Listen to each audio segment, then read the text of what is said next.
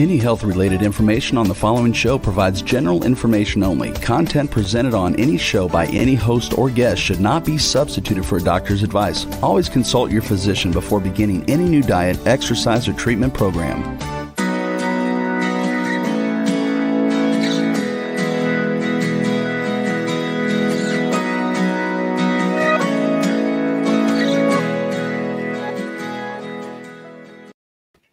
Welcome to Accelerated Health Radio and TV. I'm your host, Sarah Banta. I'm a health coach, natural supplement expert, and a busy mom of 3 teenagers. I believe that your body does want to and is capable of rebuilding and healing itself regardless of what chronic disease you may have and how old you are.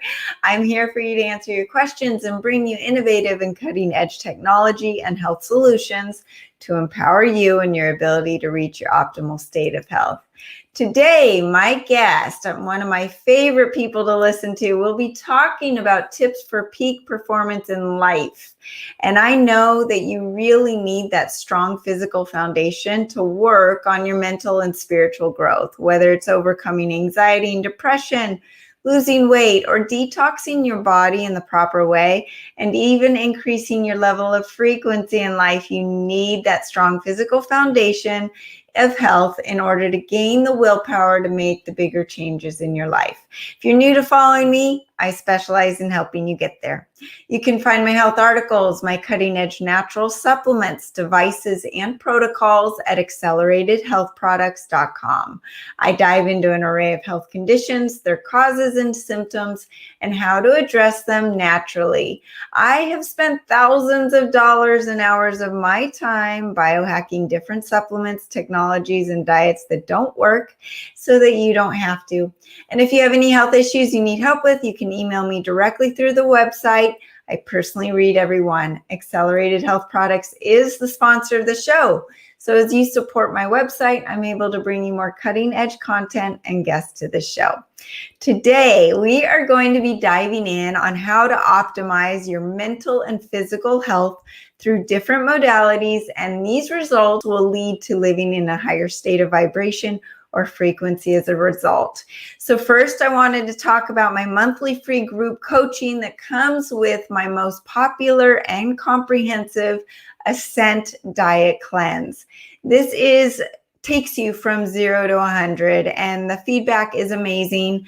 People are reporting that easy fat loss for those last few stubborn pounds, increased physical and mental energy, that brain energy goes up, increased significantly, the brain fog goes away, better bowel movements. If you're not pooping, you've got a lot of toxins in that body we need to get out. Decreased appetite and the ability to intermittent fast really quickly and easily. Clear skin and whiter eyes, better sleep, of course, which is the foundation of good health. Less moodiness, which we all need, and improved cellular permeability. So that is essentially the health of the cells and the cell's ability to let the toxins out and the nutrients in. That nutrients, those supplements, that clean diet means nothing if your cells are not taking in the nutrients. And at the end of the cleanse, you successfully will flush out gallstones and liver stones out of your body and into the toilet. It's amazing. And you will get a deeper understanding of how to naturally heal your body safely. It's lifetime knowledge, not just a month diet, and an ability to get off your medications with, of course, the advice of your doctor. The difference between me and any other group coaching is I provide the most cutting-edge frequency-enhanced supplements that work synergistically with each other, and your body doesn't experience the flu-like symptoms with most cleanses. You're not starving. You're not drinking a liquid diet. You feel great day one. You're eating real food, and you feel great. We start the first Monday of every month. Leave a comment below if you're interested, or check it out on the website, acceleratedhealthproducts.com. Now to the good stuff. Brad Kearns, one of my favorite people to listen to, honest to God, on a weekly basis. He is a New York Times best-selling author, Guinness World Record setting professional speed golfer, #1 ranked USA in his age group for high jumping in 2020, and former US national champion and #3 world ranked professional triathlete. He hosts the B.rad podcast covering healthy living, peak performance, and personal growth with his carefree style and lively sense of humor. Brad, welcome. How are you today? Oh my gosh, Sarah, what a powerhouse intro. I'm gonna have to give you a break. You can throw up a softball question and I'll hit it hard, but your cleanse thing sounds so interesting, especially now. You might hear in my voice I'm a little run down, and I'm reflecting on the last year and a half and how wonderful it was to, wear the mask and not get even the slightest sniffle or sore throat because I'm such a baby and I want to feel great all the time. And I'm like, hey, this has been pretty good, as long as you don't get COVID, of course. But maybe we're, not used to the germs yet or something. So I'm hanging in there, and I'm super glad to be back on the show. What an honor to get asked back to the ultimate high-tech experience here. Well, I'm super excited to have you back because, Brad, you really are one of my favorite people to listen to. Your biohacking, your tips, and you just get down to the basics. And that's what I love. And I actually send your podcast to a lot of my clients just because it's so easy to follow, tips and tricks, and you walk the walk. I mean, if anyone looks at Brad, you know that he's extremely fit. The videos of his performance physically and his energy is amazing. And you're in your mid-50s, later 50s. You don't look it. I'm only going off of your bio, but that's why I'm so excited to have you on. And I talk a lot on this podcast about women's health. And as a 45-year-old woman, I'm going through perimenopause, which we have to be careful about how we're working out, and too much chronic cardio and hormones in our adrenals taking over as our ovaries are essentially dying. But I first want to talk about men and increasing that testosterone. I know that's a big mission of yours. So maybe we can talk about that. I really want to get into how you are seeing to optimize the testosterone as a man is getting older after the age of 40 and still living their best life.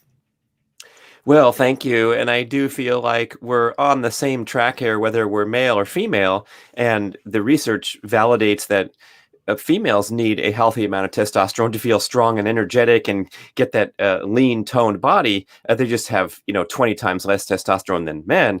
However, if our hormones are thrown off, especially the sex hormones, the reproductive hormones, it's going to be a sad, slippery slope downhill into the category of accelerated aging, which so many people are falling into these days. And that's a disaster because we're all, going to get old. We're all going to get to the finish line at some point.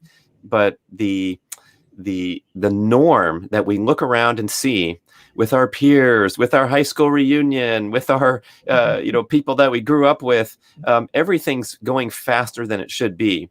And then we have people who you might even consider them outliers. They're so fantastic and they look wonderful when they're 50 or 60 or 70. But I feel like, I want to be in the 95th to 99th percentile with everything because the norm is so sad and pathetic. And it's not really, I remember getting my testosterone blood results. I kind of go in there a lot. I'm kind of obsessed with the subject. Obviously, I'm promoting a supplement. It's a big thing I'm writing about all the time. And I was congratulating myself one day for tracking my values in the 95th to 99. And then I thought, wait a second, this is normal. I mean, it's okay. I don't have to pat myself on the back, but we do have to reflect on why this is happening. There's great research from around the world, not just USA, but the average male testosterone level is declining at a rate of 1% per year since the 1980s. I'm not talking about the individual getting old and we're going to have a decline every year as we get old. We're talking about the averages at age 37 and age 47 and age 57. So if you go back to the 80s, grandpa, right, and then you go back 20 years, 2000, whatever, the previous generations have generally way more man than you are today. Your grandpa and your dad were better off. And a lot of people are pointing to the estrogenic compounds in the environment because this is brand new thing, right? Where we didn't really consume these disposable plastic water bottles back in the 40s and 50s and 60s.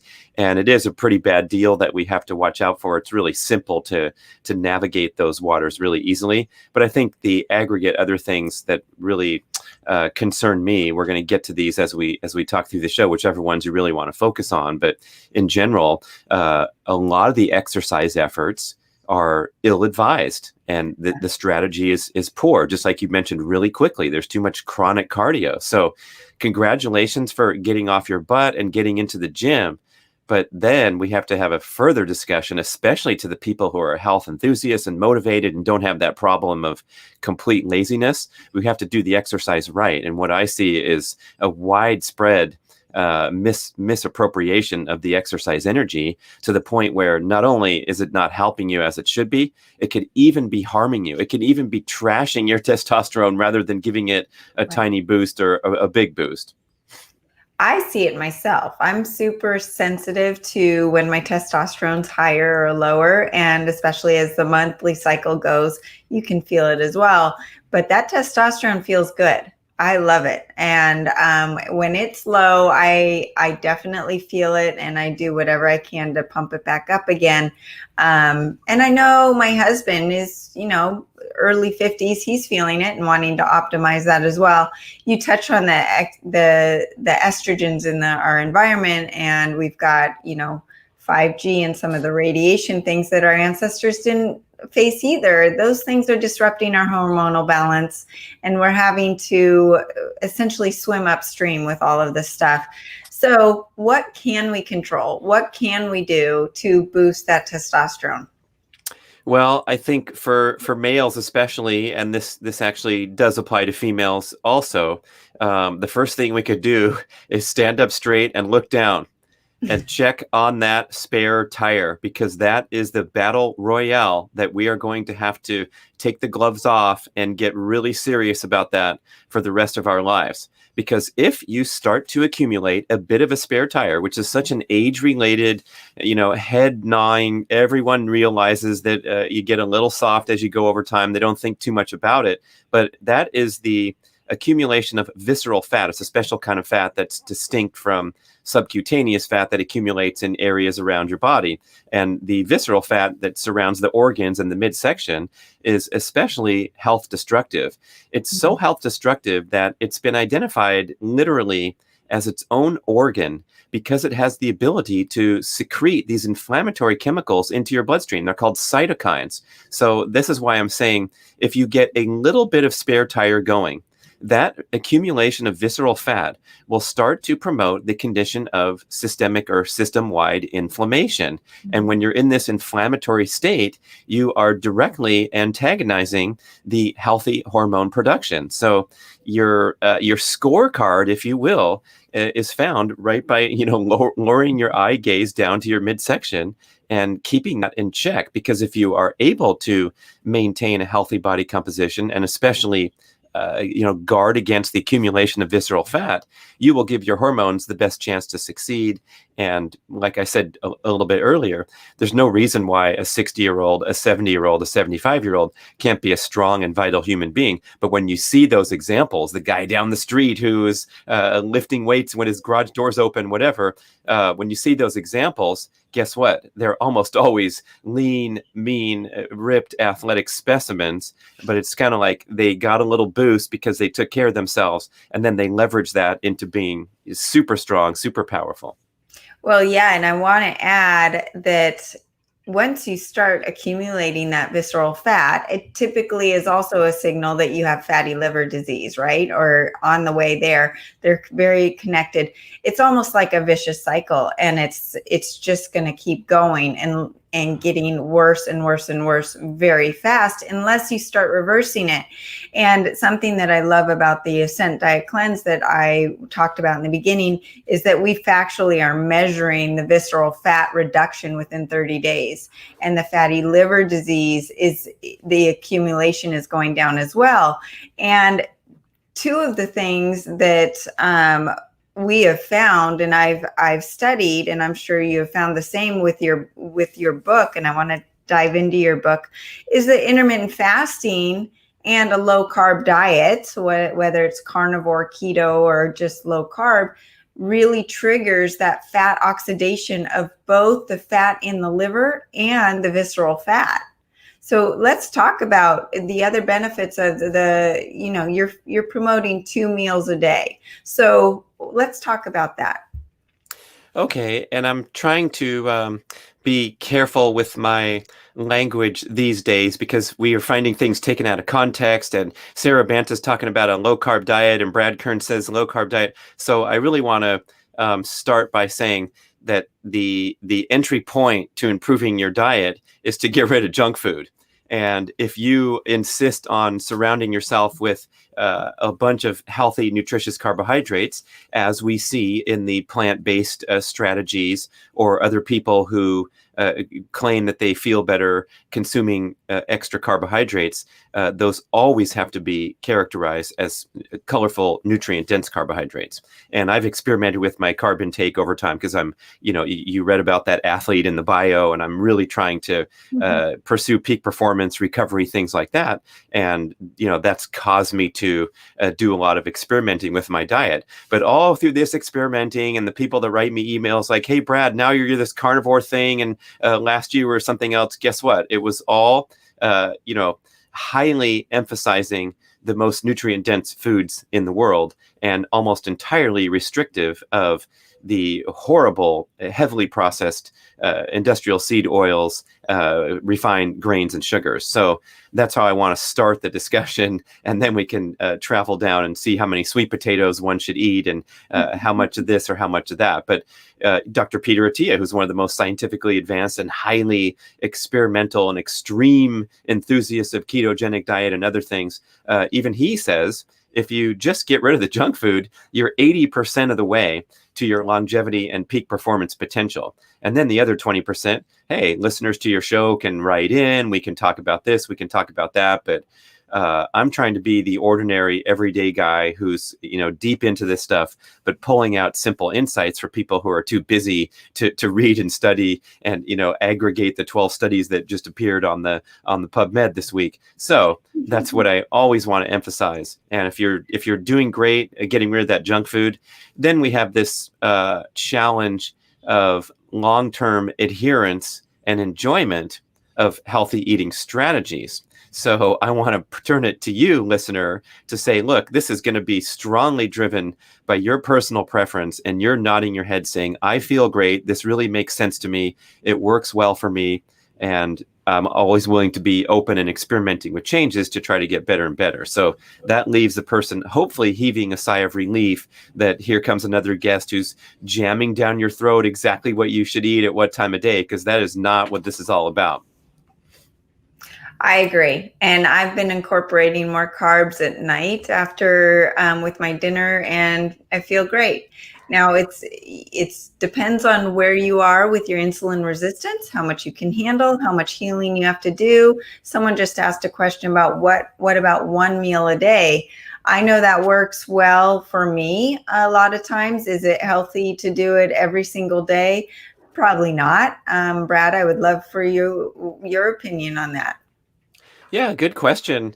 And again, if you are in this category of wanting to reduce excess body fat, wanting to get rid of that visceral fat, then you are going to benefit much more from fasting, carbohydrate restriction, skipping meals, going down to 1 meal a day, which anyone would argue is pretty extreme. But a lot of health enthusiasts are locked into that pattern long term, and they're fantastic.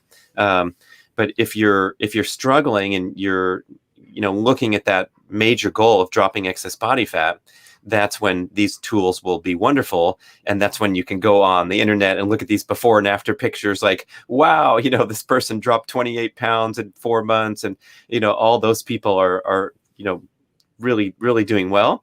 But if you're already looking at healthy blood values, a healthy body composition, and looking to optimize for peak performance, hormonal balance, mood, energy, all those kind of things, then you're probably not needing so much of that restriction as the next person. And so, I've been so into this scene for so long, Sarah, and I'm going to admit that some of it gets a little tiring, and I like to do other things with my day rather than prick my finger over and over and look at my blood ketone values, which I did when I was writing the Keto Reset Diet with Mark Sisson. And after a while, tracking your macros or doing any of this, I just like to live my life. And so I'm going mostly on personal preference. And I might go on whims where if you ask me, Brad, describe your typical eating day, you know what? It was different than yesterday, and it was different than the day before. Because if I'm in social settings, I will go and enjoy a giant omelet for breakfast. And then the next day I might be fasting till 12 noon. And the next day I might be busting into my supply of dark chocolate. I'm a huge enthusiast. I have an ebook I wrote all about how to get the best dark chocolate. And so every day is different. But again, those foundational patterns where I don't even consider the consumption of these highly processed, hyper-palatable, nutrient-deficient foods. So now I'm in the mix and I can do whatever I want and enjoy it. So I think that's sort of a way to answer the question that, hey, one meal a day, that sounds great for you if it works for you. And if you're dropping excess body fat, that always feels good. So, go to town. And for others, as we talk about on the book title, 2 meals a day, maybe that's an aspiration where you want to get to that point someday with hard work and building your metabolic flexibility such that you're eating a maximum of 2 meals a day and not really snacking in between those meals. And that's, pretty indisputed that that's how a human should be able to get through the day. We shouldn't be having to feed ourselves constantly just to stay awake and stay productive in the afternoon. Right. I couldn't agree more. When people first come to me and they want to start my program or my cleanse, I say the first 30 days, yes, you want to start intermittent fasting. You want to cut out the sugar and the carbs so that your body learns how to be in a ketogenic state. It needs to learn that process. And then once you're keto adapted, 30 to 60 days out, that's when you can reintroduce the carbs, play around with it, make sure that you keep that metabolic flexibility. I know a lot of people that have been keto for 3 to 4 years. They eat a bite of pizza and they balloon up because their body has forgotten. And I do know that with your thyroid health, I want to say 90% of the people I know have some sort of thyroid issue. It's just an epidemic right now. And with that, you need a little bit of insulin to make that conversion from T4 to T3. Now, do you need it in the very beginning? No, but if you're chronically low carb, then your body is going to suffer a little bit. So there is a time and a place to reintroduce it. There's a time and a place. I don't know if you remember, Brad, I'm sure you did it actually, knowing you, but the P90X phenomenon, when it came around, my husband did it and it was all about muscle confusion, right? You do this workout today and a different workout tomorrow. Well, it's the same thing with diet. You need to confuse your the diet a little bit after you've taught your body how to be in a ketogenic state. Then you confuse it a little and then it stays on its tippy toes and keeps the metabolic rate up and keeps working in an optimal state. But so with that, are there any other tips from the book, 2 meals a day, that you wanted to touch on? And have you seen that it matters when those 2 meals a day are? Or is it, does it really matter? I mean, can you have an early breakfast and then a late dinner? Or is it more of let's squeeze in a shorter window of eating period?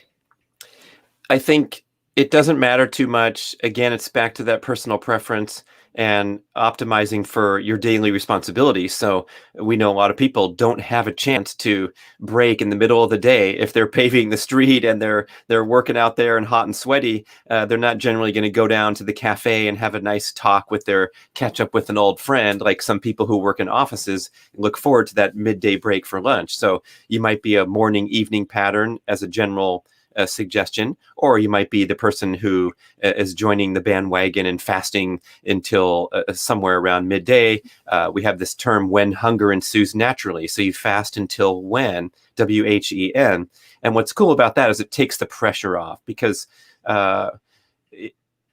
in contrast to talking about the 16 and 8 pattern, right, where you're fasted for 16 hours and then you're allowed to eat within this 8-hour window, I think we also have to recognize that there's a lot of emotion surrounding eating habits. There's a lot of failure, anxiety, and things that are noise in the way of just trying to lock into a healthy eating pattern. So I don't want people to feel extra pressure or extra stress relating to their dietary habits. And for me, not for everyone, but for me, what works is that I'm not wedded to any particular strategy every single day where I'm having to look at the clock going, oh, darn, it's only 11:15 and I really want to eat something.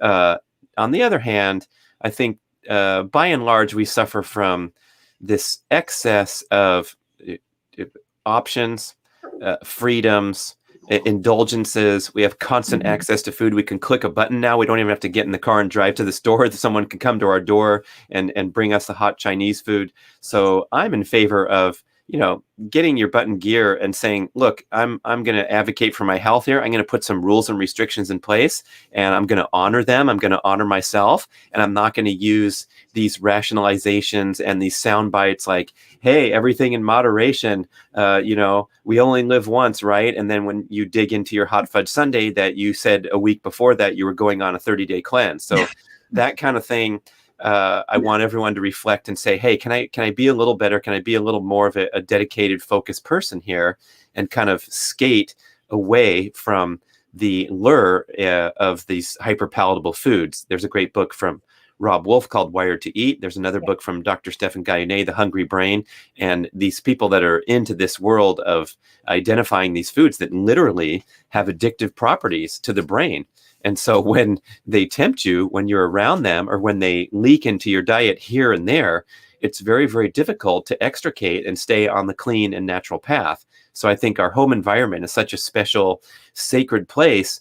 You got to make a commitment to say, you know what, I'm not going to purchase ice cream ever, and it's never going to go in my freezer. However, and now I'm talking about myself, when we go to Seattle for our annual vacation, we go once a year, and they have these wonderful homemade, handmade ice cream shops in the streets of Seattle. There's Frankie and Joe's is one place, Salt and Straw's another place, and you go in there and they have these super exotic flavors. And I will go every single night and get myself a nice scoop or two and enjoy that as I'm watching the late summer sun set in Seattle at 9:30 p.m. after my usual eating window. But I'm breaking all the rules, man, because guess what? I'm on vacation and I'm enjoying my life. But the difference between getting that spoonful of delicious food as a treat, as an indulgence on vacation, versus going to the market and grabbing the pint from the freezer and throwing it in my cart reflexively every single week, that's a huge difference. And I think it can open up more enjoyment of eating, and it can open up more appreciation and self-respect that you actually stand for something. And if you walk into your house, it's not a disaster zone. I couldn't agree more. And as you're doing it as a treat and once in a while, your palate is going to be much more sensitive, so that a couple bites of the ice cream satisfies you like the whole pint would if you were having it on a regular basis. And I just discussed in one of my blogs about how your brain and your appetite is suppressed by eating certain amino acids found in animal protein, and that triggers CCK into the gut, which tells your brain, I'm full, I'm satisfied. You're not going to binge on ribeye steak. You're going to binge on the super palatable foods like we were talking about. And I couldn't agree more.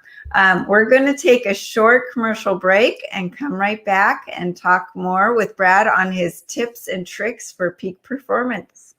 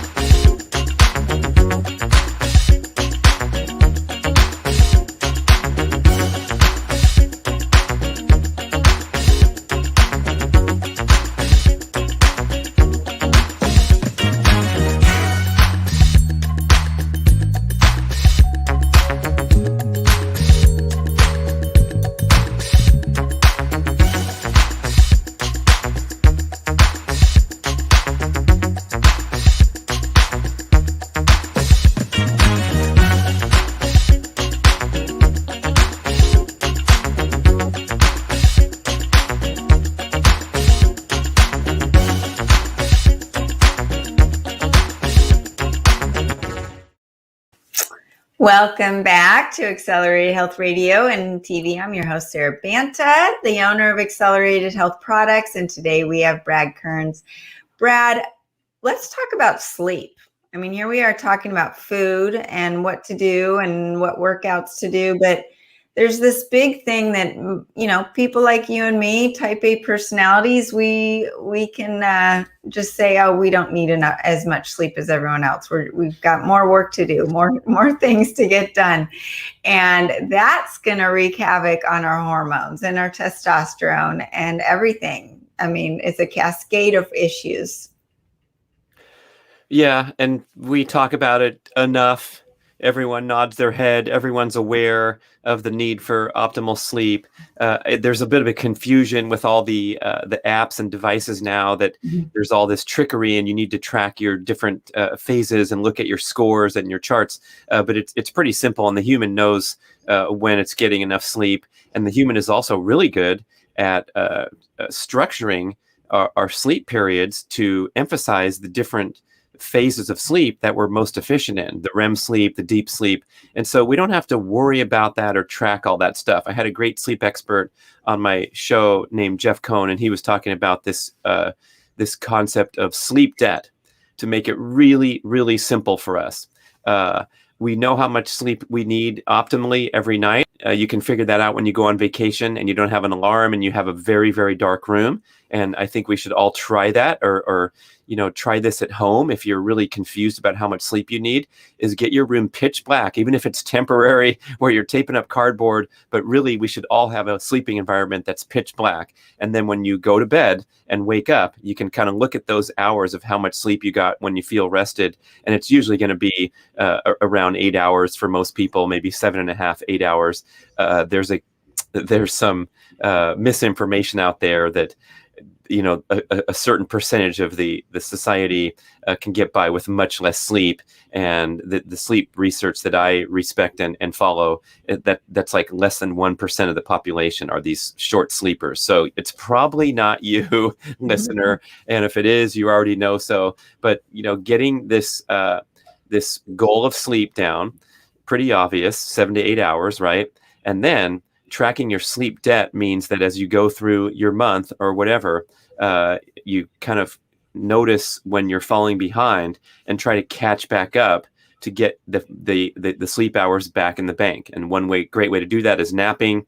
I'm a professional napper. I started back when I was a pro triathlete and training all day, and would always go down for a 2-hour nap virtually every afternoon because the training regimen was so physically exhausting. I had to go down for the nap. Of course, I don't do that anymore, but a 20 to 40 minute nap can work wonders if you get a little bit behind on sleep for whatever reason.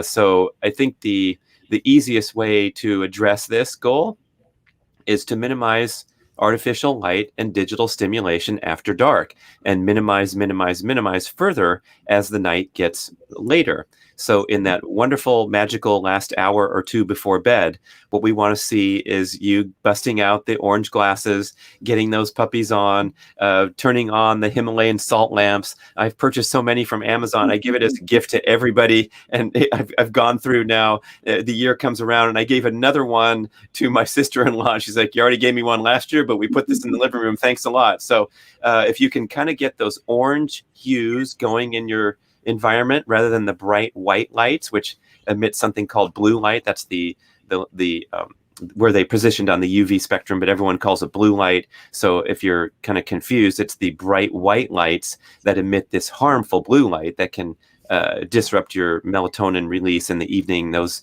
important hormonal factors that we need to fall asleep. So it's like having dark, quiet, mellow evenings rather than blasting our eyeballs with light, especially from the mobile device. If you want to sit back and watch some TV shows and you got your orange glasses on and you're 12 feet away from the screen, and that's going to be how you wind down, well, let's try to get that 2 hours before bed. And then the final hour or 30 minutes is a hot bath like Ariana Huffington recommends, or it's leashing up your dog and taking another walk around the block, underdress so you get a little chilly. That's right. Leave the coats at home and then come back and your body temperature's dropped a little bit from taking the dog around the block. And that is another facilitator of good sleep. So we just want to go for that mellow goal, especially in the final hour before bed. I agree. I actually have been doing that lately, is taking the dog for a walk after dinner and before bed. It's so calming. It lowers your stress level, your cortisol. And I love the idea of dressing a little or underdressing a little bit. I'm going to try that. I haven't been doing that part. But it also wreaks, without sleep, it wreaks havoc on your testosterone and on your appetite and the female hormones as well. So, I mean, it really does. There's a cascade of issues with a lack of sleep. And you don't have to be a genius to figure out that you don't feel as well. I have to ask, Brad, I know that naps are strategic and you don't want to take too long of a nap. So what have you found as far as the perfect amount of sleep during a nap time without waking up too groggy? Well, there's a great book called Take a Nap, Change Your Life. Dr. Sarah Mednick, she's a leading sleep researcher, I believe, out of UC Riverside. And she presents compelling science that the nap is not going to disturb that evening sleep. And in fact, if you're kind of in that zombie category where you're trying to fight through the afternoon when you really should take a nap, you could disrupt your stress hormones such that you have difficulty falling asleep because you'd be better off taking a nap. And when you wake up feeling groggy from a nap, that's because the nap emphasized deep sleep, because that's what you're deficient on. And then other naps where you're barely asleep, like if someone came into the room and said, "Hey, Sarah, are you awake?" And you say, "Yeah, now I am. Thanks. What time is it?" "Oh, it's time to get back on Accelerated Health Radio." Those kind of naps are emphasizing the REM sleep, where you might be dreaming a little bit and you wake up feeling refreshed and energized. But whatever you do, you're doing a solid for yourself. So that waking up feeling groggy, I know it's kind of a bummer for the first 5 minutes, but guess what? You'll pop up and you'll feel fine in 5 or 10 or 15 minutes. And if you feel the need for a nap, that's when the health benefits are really going to kick in. And I think that's the best rule of thumb is if you start to notice a decline in productivity, focus, energy in the afternoon, go down for a nap. And usually in 20 minutes, you can refresh the sodium potassium pumps that fire the brain neurons. And so if you use this term, "I'm feeling a little fried this afternoon," this is a literal truth. The chemical reactions that are firing your brain neurons are depleted, and you can refresh those sodium potassium pumps, refresh those neurons in as little as 20 minutes. It's just like when you've done too many bicep curls and your bicep is fried from the effort. The same thing happens to our brain cells. And so 20 minutes is like a magic number as kind of a minimum nap to really wake up, pop up, and feel great and get ready to concentrate. But if I'm, jet lagged or, really had a missed night of sleep from whatever, there's no end limit for a nap that makes it unproductive. Although there is some, jet lag. That's not a good example because there's a lot of strategies there where you've messed with your body so much that you're going to have to put some strategies in place so that you're not a zombie walking around the streets of France every night for 5 hours and then taking a 5-hour nap. That's not what we had in mind on our vacation. But generally in the same time zone, naps are, absolutely outstanding. And there's really no downside like we might have been told. Right. I'm with you on that one. And I want to touch on, because we're short on time. I can't even believe it. With you, it just goes by so quickly, Brad. There's so much to talk about. I know you will have your ice cream in Seattle, but you're focused more on a carnivore-ish diet. And not that you or I are promoting a carnivore diet for everyone out there. I understand that. I do know for me, I had to cut out a lot of vegetables because of my system was causing bloating, and I had to heal some gut issues before reintroducing them. And the good news is things have healed. But what I do feel better on is really focusing on the wild meats, the bison, the lamb, wild fish, and that sort of thing. And that is the main staple of where I'm getting my nutrients.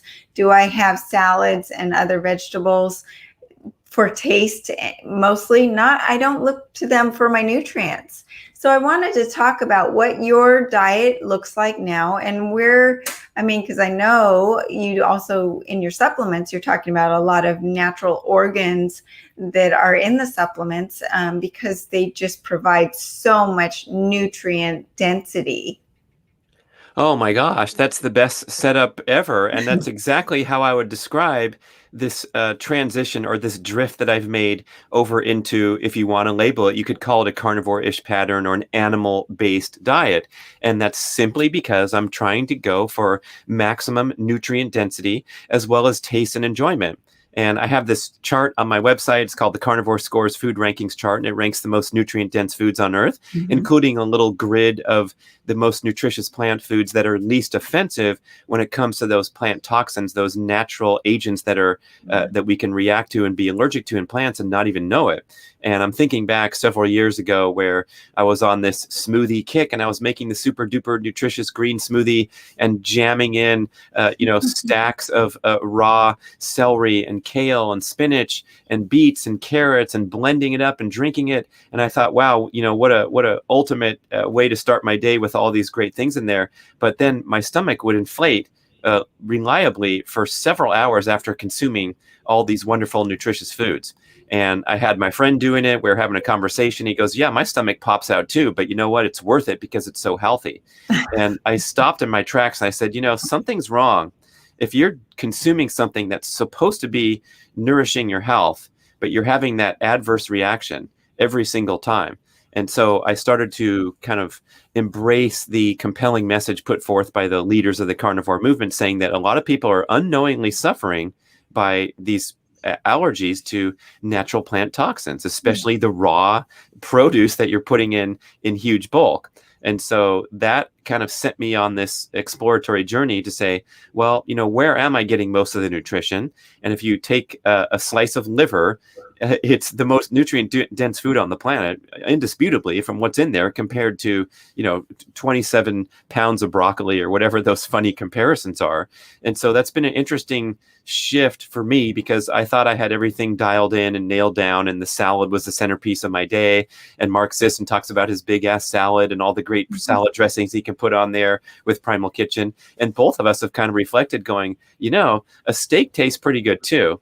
A cup of bone broth is delicious. With throwing in some raw eggs, throwing in some egg yolks in there, and then putting that into the bone broth. And so these are the true superfood meals.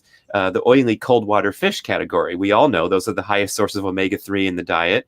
And so just as you described, you have those plants because you enjoy them. They flavor your food. I'm not a person who needs to be super strict because I'm not suffering from these nagging autoimmune and inflammatory conditions where leaders like Jordan Peterson, Michaela Peterson are eating steak every single day and nothing else because otherwise they'll blow up and their joints will ache. I'm not one of those people, but I am looking for peak performance. And so just as you described, the plants or the foods that I enjoy go in there.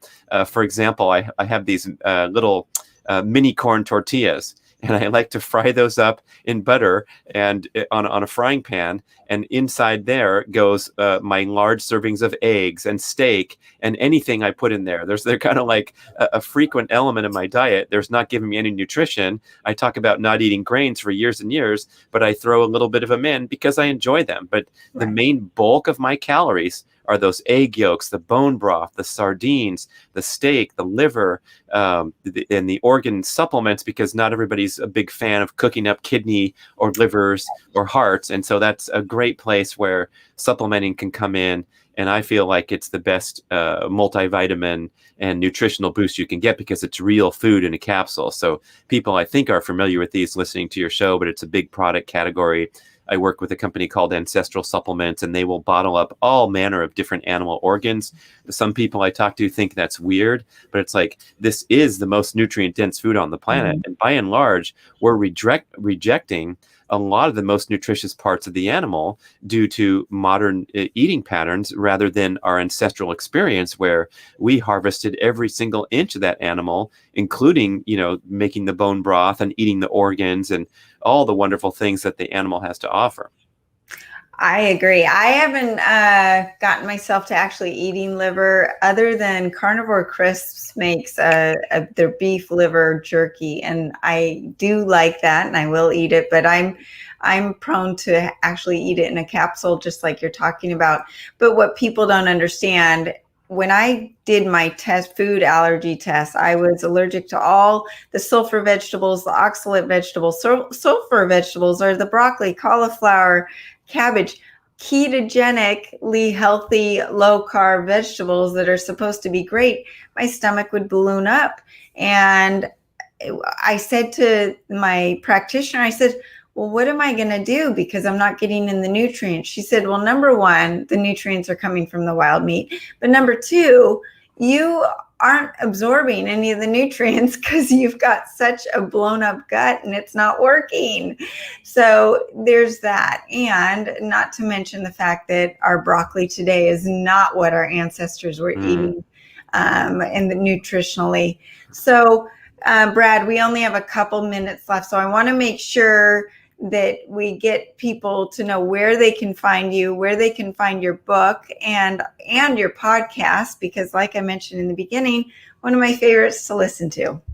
Oh my gosh, thanks, Sarah. We just launched a brand new, exciting website. So if you go to bradkearns.com, you will be regaled by the crazy videos and lots of opportunities for free stuff. So if you sign up, you get these free PDFs. I talked about the chocolate one. I have numerous other ones. This Carnivore Scores food ranking, you can print it out and put it on your refrigerator and up the nutrient density of your diet. So I'm just out there having fun like you. I love doing the podcasts and learning more every day, but especially trying to simplify things and keep it light and fun for the everyday busy person who just wants to make a little dent and little improvements. And I think we kind of skip over or forget about the importance of just making little changes every day in the direction of health. And that's how you build the momentum, rather than getting overwhelmed that you're not perfect like the person that you follow on Instagram, because I can fall victim to that too. I've been a competitive athlete, and when you're an athlete, there's always someone faster or better than you. And so you can go back to the drawing board and tend to get discouraged unless you're focusing on personal improvement and enjoying the journey along the way. Absolutely. I tell my kids all the time, you're running your own race. There's always going to be someone smarter, always someone prettier and stronger. And whatever you're looking for, there's always someone better. You have to be your best self, and you have to be easy on yourself. And it's a lesson that I'm learning still at my age. And it's a constant journey we all are on with our own health. And you know, God gives us our little challenges to make us grow, make us stretch in the way that we're meant to grow. And whenever an issue comes up with me, I go, okay, what am I going to learn from this, instead of getting depressed about it? But there's a great power in knowing that you can control your health, and you are in control, especially with all the fear-based mantra that's out there in the world today. So Brad, I really appreciate you coming on. I always love talking to you and listening to you, and we will do it again, I'm sure. And thank you everyone else for joining us today. If I can help you with your health issues, you can contact me directly through the website, Sarah at acceleratedhealthproducts.com. I am happy to go over the Ascent Diet Cleanse or any other protocols that might be right for you. I know it's sometimes hard to know where to start. And you can follow me on Facebook and Instagram under Accelerated Health Products, and find this episode and all my episodes on all of the podcast platforms. It's over 100 channels, including iHeartRadio, iTunes, Stitcher, Pandora, of course, YouTube. And I also do Accelerated Health Bites, where I do short informational videos. And you can use coupon code W4HC20 for 20% off site-wide. Thanks again for joining us here on Accelerated Health Radio and TV. Have a great week.